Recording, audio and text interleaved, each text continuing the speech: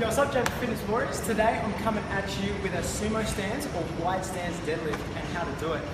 So this is probably going to be one of my favorite exercises, especially for the rehabilitation of my back when I started to progress and get some more advanced exercises. Generally because it really puts a focus point on the external rotation you have to create with your feet and your hips, right? So really driving that floor apart, and it's often talked about among the greats, like Louis Simmons, Kelly Starrett. You've got Gray Cook, you've got a few other people as well, Boyle. They all talk about creating external rotation in the lift. And this is what most people in a general setting don't understand too well. So what it is, it's create that external rotation, that torque, or that force outward. Okay, and that's all we're talking about. Some people talk about spreading the floor, some people talk about, screw the feet in, whatever it is. Understanding that concept will go a long way to executing better squats, better lunges, better deadlifts and everything, okay? And it's the same as I've talked about before. You can cite back to some of my other videos.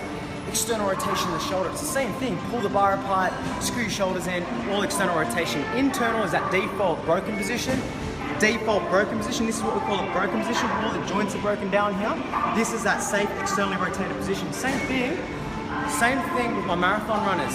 People that are trained, they start to get runner's knee. And all that is just irritated patella tendonitis. Irritated patella tendon or thigh tendon or, whatever it may be. And all it is as a result is that internal rotation half an hour to get through this video. Thank you. Okay, and all it is that internal rotation as you're planting the foot and you're running. So it's called a Trendelenburg, loss of hip torque, and loss of that torque at the knee or that external rotation as you're running, right? So it's the same thing, it all relates. So it relates from an exercise like this all the way down to a runner's knee, okay? And the pathologist with a runner's knee. All right, so let's talk about the wide stance deadlift. Come around this way, babe, you can start to see my setup. First things first, this leg for me is a bit weaker.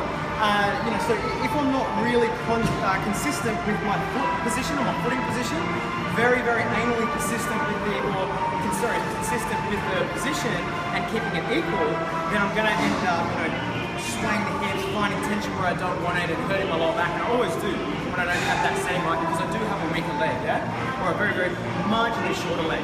So the first things first, I want to get those variables right from the ground. Get your steering column in your, in your car, get that dead straight so you're not veering off to one side, which will eventually cause a crash, okay, when it gets bad enough. Alright, so the first things first, line yourself up, nice and moderate width. Dead parallel, you want to line the bar up to the middle or center of the foot. Right here.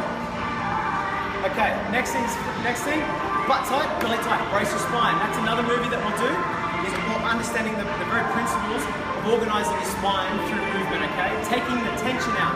So in this lift, you want to have maximal tension, everything from your pinky to your pinky up here, right? Your pinky toe, your pinky, everything tight.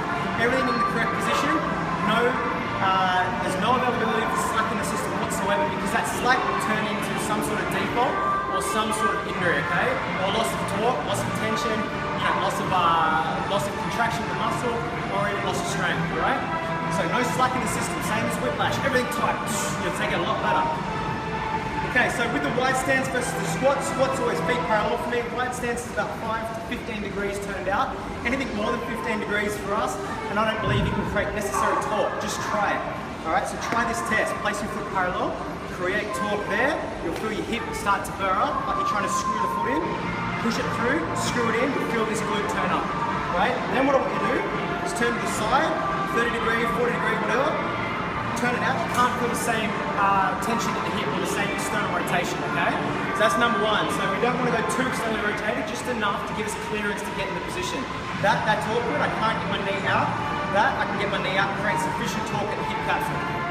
Alright, so set up, middle of the foot, butt tight, legs tight, flex, belly tight, lock that position in, externally rotate the shoulders, get them set. Hips first, shine those hamstrings, keep the torque on, drop the knees into action, firm grip, really strong grip, pull the bar in, the bar should be aligned with your scapulars, drive your knees out, retension, sit in, drive the knees out.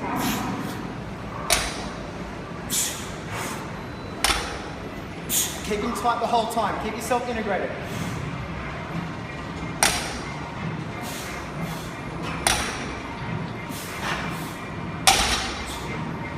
And that my friend is, or friends, JP Warriors. That's how we do a sumo-stance deadlift or a white stance deadlift.